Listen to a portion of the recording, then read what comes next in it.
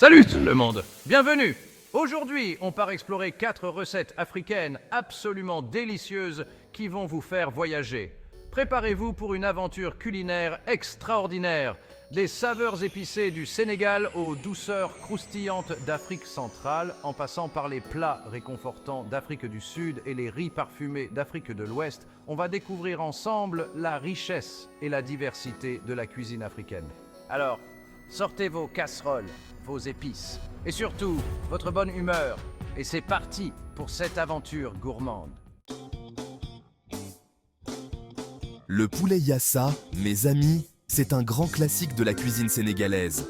Ce plat emblématique est non seulement délicieux, mais il raconte aussi une histoire riche de traditions et de culture.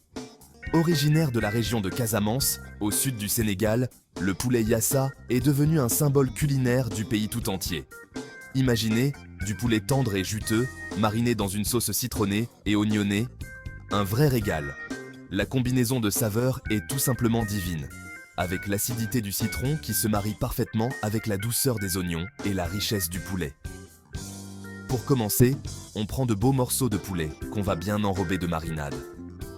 Cette étape est cruciale car elle permet au poulet d'absorber toutes les saveurs de la marinade, le rendant ainsi incroyablement savoureux. Le secret d'un bon yassa, c'est la marinade. C'est elle qui donne au plat toute sa personnalité et son caractère unique. Chaque famille a sa propre recette de marinade, transmise de génération en génération. On mélange du jus de citron, plein d'oignons émincés, de la moutarde, un peu d'ail, du piment si vous aimez le piquant, et bien sûr, une pincée de sel et de poivre. Certains ajoutent même un peu de vinaigre pour une touche supplémentaire d'acidité. On laisse mariner le poulet au moins 2 heures, ou même toute une nuit au frigo, pour que les saveurs se développent bien. Plus le poulet marine longtemps, plus il sera savoureux et tendre. Ensuite, on fait dorer les morceaux de poulet dans une cocotte avec un peu d'huile. Cette étape permet de caraméliser la surface du poulet, ajoutant une profondeur de saveur supplémentaire au plat. On ajoute la marinade et on laisse mijoter à feu doux jusqu'à ce que le poulet soit bien cuit. La cuisson lente permet aux saveurs de se concentrer et de se mélanger harmonieusement. Le poulet yassa se mange généralement avec du riz blanc, mais vous pouvez aussi l'accompagner de frites de patates douces ou encore de bananes plantain frites. Un vrai délice. Ces accompagnements complètent parfaitement le plat, offrant une variété de textures et de saveurs qui raviront vos papilles. Le poulet yassa n'est pas seulement un plat, c'est une expérience culinaire qui rassemble les gens. Que ce soit pour un repas en famille, une fête entre amis ou une célébration spéciale, ce plat est toujours au centre des festivités. Il incarne l'hospitalité et la générosité de la culture sénégalaise. Les ingrédients utilisés dans le poulet yassa sont simples et accessibles, mais leur combinaison crée une symphonie de saveurs. Les marchés locaux au Sénégal regorgent de produits frais et d'épices qui sont essentiels à la préparation de ce plat. La présentation du poulet yassa est tout aussi importante que sa préparation.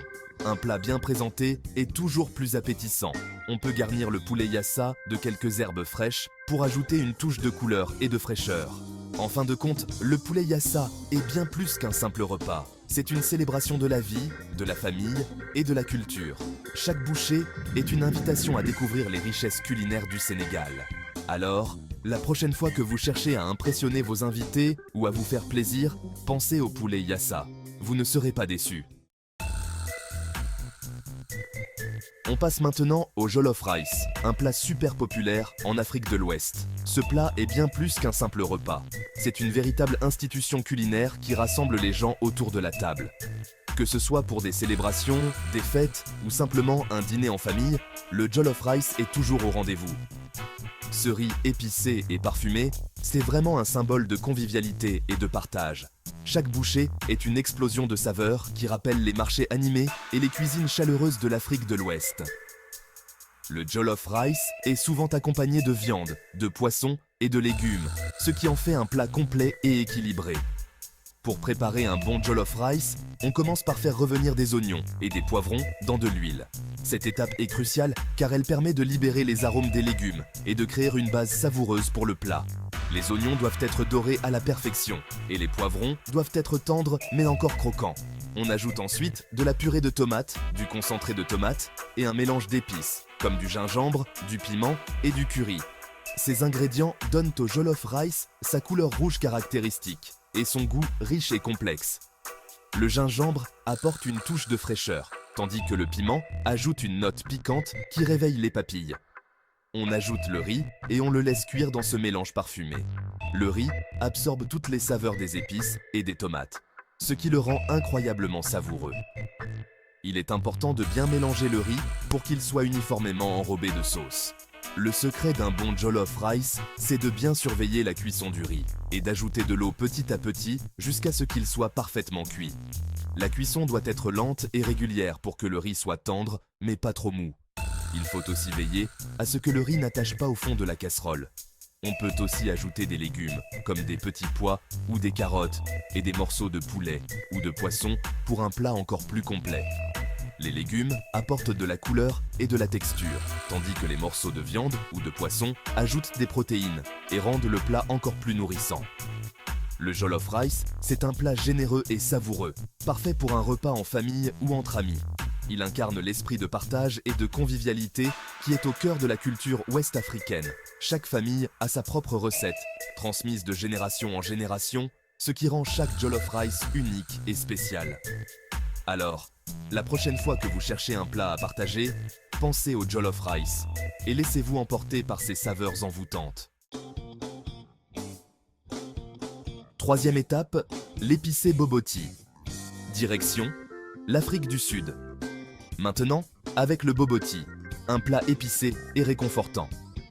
Ce plat est un véritable symbole de la cuisine sud-africaine, souvent préparé pour des occasions spéciales et des repas en famille. Il incarne la diversité culinaire du pays, mélangeant des influences malaises, néerlandaises et indiennes. Le boboti, c'est un peu comme un hachis parmentier à la sud-africaine. Imaginez un plat de viande hachée, mais avec une explosion de saveurs exotiques.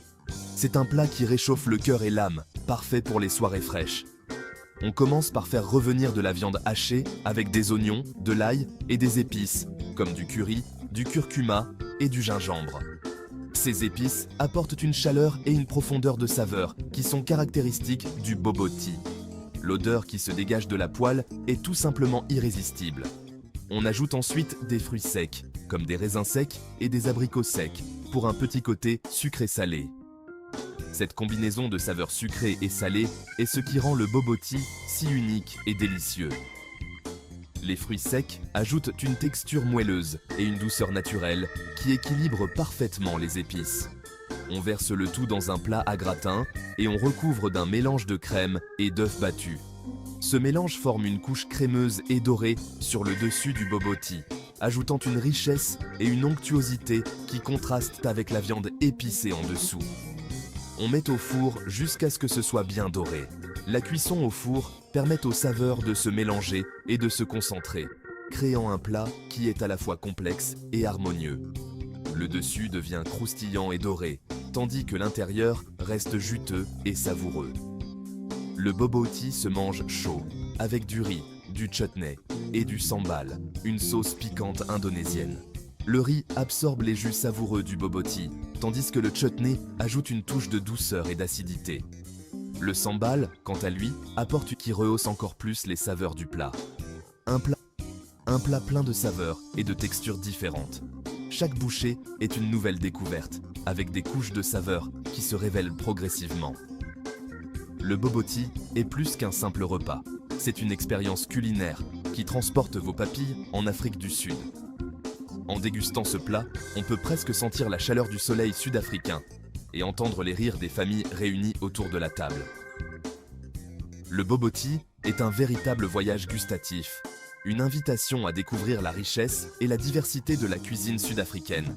Les épices utilisées dans le boboti sont souvent fraîchement moulues, ce qui intensifie leur arôme et leur saveur. Les herbes fraîches, comme la coriandre et le persil, ajoutent une touche de fraîcheur qui équilibre les épices et les fruits secs. C'est un plat qui rassemble les gens, qui crée des souvenirs et des moments de partage. Le boboti est plus qu'une recette. C'est une tradition, un héritage culinaire qui se transmet de génération en génération. Alors, la prochaine fois que vous cherchez à impressionner vos invités ou à réchauffer votre cœur, pensez au boboti. Ce plat épicé et réconfortant est sûr de devenir un favori dans votre cuisine. Quatrième étape, la douceur des beignets de banane. On termine sur une note sucrée avec des beignets de banane, une gourmandise qu'on retrouve dans plein de pays d'Afrique. Pour les préparer, on écrase des bananes bien mûres et on les mélange avec de la farine, du sucre et un peu de levure. On forme des petites boules de pâte qu'on fait frire dans de l'huile chaude jusqu'à ce qu'elles soient bien dorées et croustillantes. Les beignets de banane se dégustent chauds, saupoudrés de sucre glace ou avec du chocolat fondu. Une gourmandise simple et délicieuse, parfaite pour finir un repas en beauté. Merci d'avoir regardé. J'espère que ce voyage culinaire en Afrique vous a plu. N'oubliez pas de liker, de commenter et de vous abonner pour plus de recettes délicieuses.